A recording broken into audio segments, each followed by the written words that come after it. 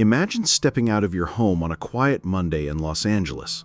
That's what Evelyn Scott did in May of 1955, but she was never seen again. And the strange clues left behind, they only deepened the mystery.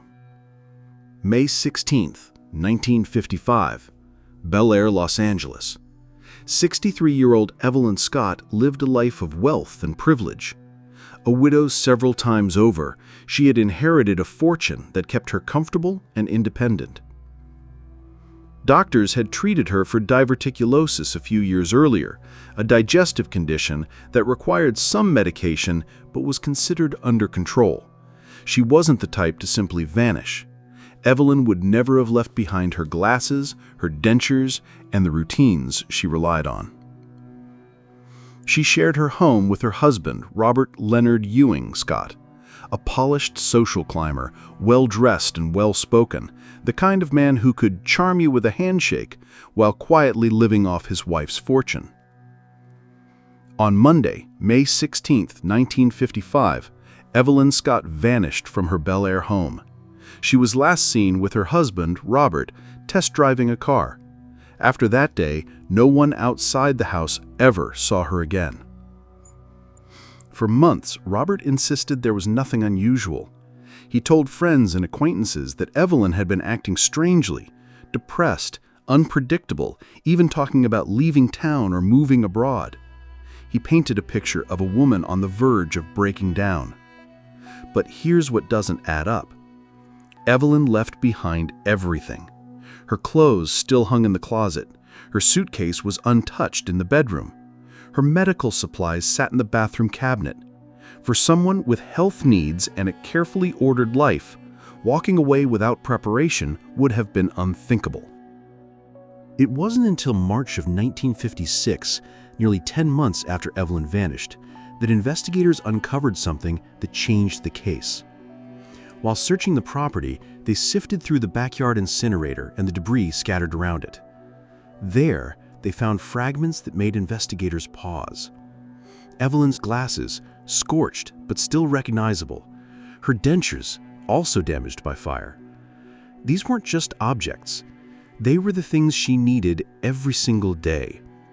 You don't accidentally burn your glasses and dentures and then simply disappear without replacements. Tools of identity, reduced to charred fragments in a fire pit. But Evelyn herself was nowhere to be found.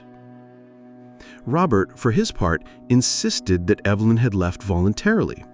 He suggested to friends and neighbors that she might have started a new life somewhere else, but investigators were beginning to see a different pattern.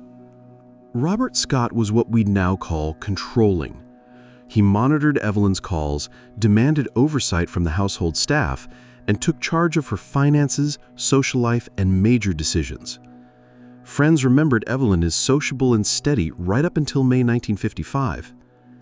Any rumors of illness or instability came not from her, but from Robert, who told others she was drinking too much or that she needed rest and treatment. He was quietly shaping a narrative that made her sound fragile, even unreliable.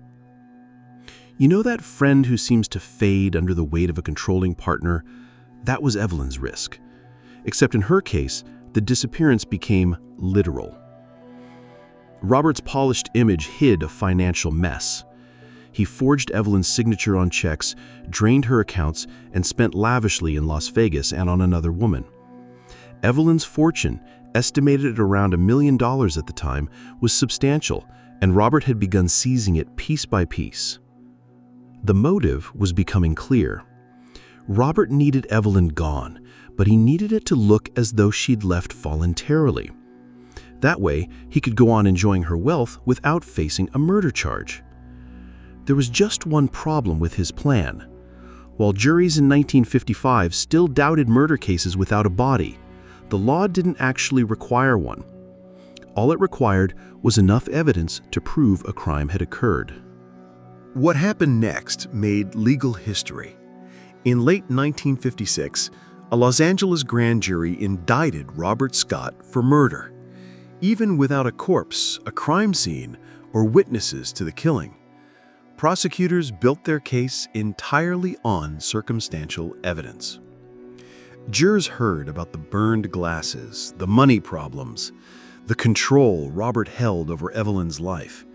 They heard how someone with her medical needs could not have survived on the run, and how her disappearance came just as Robert's financial troubles were mounting. The defense leaned on the obvious. How can you convict a man of murder when you can't even prove the victim is dead? Maybe Evelyn had run away. Maybe she was living under a new identity, free from her controlling husband. They even produced supposed sightings of Evelyn, none of which held up. But the prosecution painted a different picture. They showed how Robert had methodically erased Evelyn from her own life, laying the groundwork for her disappearance. He forged her name on checks, drained her accounts, lied to friends, and tried to make it look as though she had left by choice. They argued that a woman in Evelyn's condition couldn't possibly survive without help, let alone burn her own glasses and dentures before vanishing. The jury deliberated for nearly 30 hours. It wasn't just about Robert Scott anymore. It was about whether American justice could adapt to a case with no body and no direct evidence. On December 21, 1957, the jury returned its verdict, guilty of first-degree murder.